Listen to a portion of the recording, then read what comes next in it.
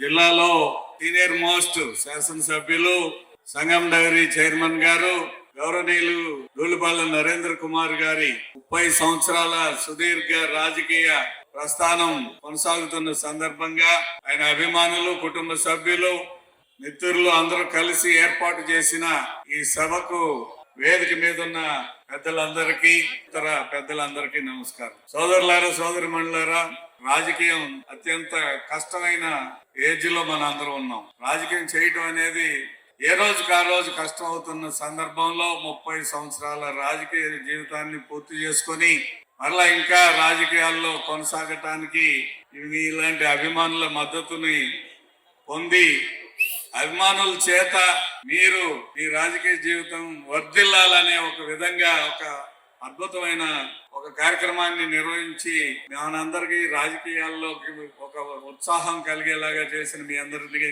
ప్రత్యేకంగా అభినందనలు తెలియజేస్తా ఉన్నాను. ఎందుకంటే నరేంద్ర కుమార్ గారి జీవితం పోరాటంగానే నేను చూశాను. నాకు పరిచయం ఉన్నప్పుడు ఆయన ఎమ్మెల్యే, ఆ తర్వాత జిల్లా పార్టీ అధ్యక్షులు, ఉమ్మడి జిల్లా పార్టీ అధ్యక్షులు, ఒక్కడై తెలుగుదేశం పార్టీని దశాదిశని ఈ జిల్లాలో నిర్వర్తించిన ఏకైక వ్యక్తి నరేంద్ర కుమార్ గారు, జిల్లా పార్టీ అధ్యక్షుడిగా గాని ఎమ్మెల్యేగా గాని. అప్పుడు చూశాను అనేక పోరాటాలు తెలుగుదేశం తరఫున ఒక నిరంకుశమైన పరిపాలన, ప్రజా వ్యతిరేక పరిపాలన మీద పోరాటాన్ని ఏ దిశగా నడపాలనే అంశాల మీద బహుశా నరేంద్ర కుమార్ గారి దగ్గర ట్రైనింగ్ కావాల్సిన ఆవశ్యకత రాబోయే రాజకీయ నాయకులకు ఉంది. ఎందుకంటే ఆ పోరాటం మరి 19 నుంచి 24 మధ్య అయితే పరాకాష్ఠకు చేరి రైతు మామూలుగా రాజకీయ నాయకులు పోరాటాలు దేని మీద చేస్తారంటే ప్రజా వ్యతిరేక విధానాల మీద చేస్తారు. ప్రభుత్వ విధానాలు ప్రజలకు వ్యతిరేకంగా ఉంటే పోరాటం చేస్తారు, అది మామూలుగా రాజకీయ విధానం. కానీ జగన్మోహన్ రెడ్డి గారి సమయంలో పోరాటం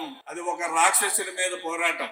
ఇంటా బయట అన్ని రకాలుగాను ఎదుర్కోవాల్సిన సందర్భం. నిజంగా మాట్లాడితే లేని కేసుల్ని పెట్టి జైలుకు పంపించినప్పుడు అప్పుడు కూడా ఆయన ఏమాత్రం కూడా విరవకుండా ఎటువంటి పరిస్థితుల్లో దీన్ని ఎదుర్కొందాం, న్యాయపరంగానే పోరాడతాం, జైలు శిక్షణ కూడా అనుభవించారు చేయని నేరాన్ని. అంతేకాదు ఆ పోరాటంలో తన వారసత్వాన్ని, తండ్రి ఇచ్చిన వారసత్వాన్ని డైరీ తీసుకున్నందువల్ల కూడా చాలా నష్టపోయాడు రాజకీయ పోరాటంలో. ఆ డైరీని తండ్రి నుంచి వచ్చిన వారసత్వం నేను చేయాలి, ఈ ప్రాంతానికి, ఈ జిల్లాకి నా సేవలు విస్తరించాలి, రైతుల్ని ఆదుకోవాలి అనే ఆలోచనలో భాగమే తండ్రి గారి పేరు మీద ఉన్న ట్రస్ట్ లో ఆసుపత్రి నిర్మాణం, అత్యాధునికమైన ఆసుపత్రి నిర్మాణం. 200 కోట్ల రూపాయలు మాత్రమే టర్న్ ఓవర్ ఉన్న కంపెనీని దాదాపు 2000 కోట్ల రూపాయల టర్న్ ఓవర్ కి తీసుకెళ్లాడంటే ఆయనలో ఉన్న పరిపాలనా దక్షత, వ్యాపార దక్షత.